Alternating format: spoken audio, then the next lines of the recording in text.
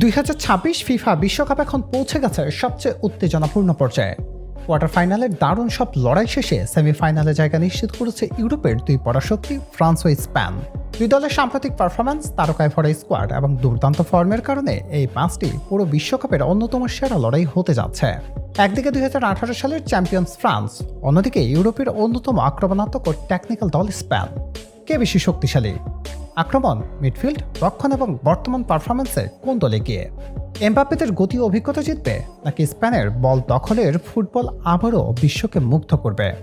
চলুন পরিসংখ্যান, বর্তমান ফর্ম এবং দুই দলের শক্তি দুর্বলতা বিশ্লেষণ করে জেনে নেওয়া যাক ফ্রান্স বনাম স্পেন সেমিফাইনালের সম্পূর্ণ ম্যাচ প্রিভিউ। ফ্রান্স বনাম স্পেন হেড টু হেড পরিসংখ্যান।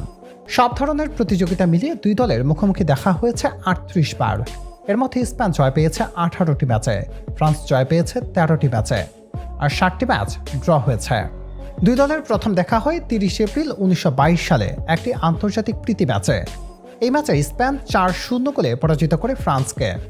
আর সর্বশেষ মুখোমুখি হয় 5 জুন 2025 সালের উয়েফা নেশনস লিগের সেমিফাইনালে, যেখানে স্পেন 5-4 গোলে জয় পায়। তাই সাম্প্রতিক সময়ের পরিসংখ্যান বলছে দুই দলের লড়াই সবসময় অত্যন্ত প্রতিদ্বন্দ্বিতাপূর্ণ। ফ্রান্সের সর্বশেষ 5 ম্যাচের ফলাফল। ফ্রান্স সর্বশেষ 5 ম্যাচের মধ্যে 5টিতেই জয় পেয়েছে।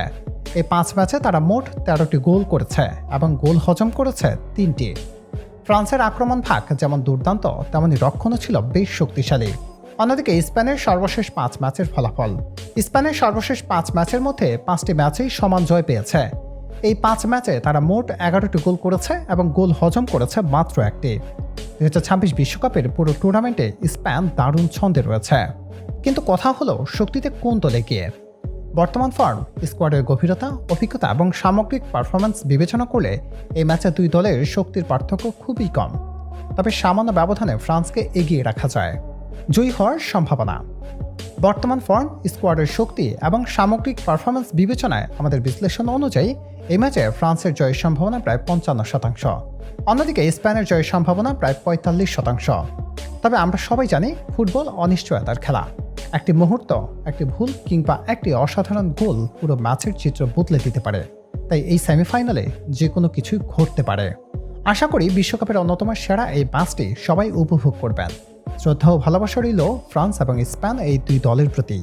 15 জুলাই 2026 বাংলাদেশ সময় রাত 1টায় অনুষ্ঠিত হতে যাওয়া ফ্রান্স বনাম স্পেন সেমিফাইনালে আপনার মতে কোন দল ফাইনালে উঠবে? নিচে কমেন্ট করে আপনার মূল্যবান মতামত জানাতে ভুলবেন না।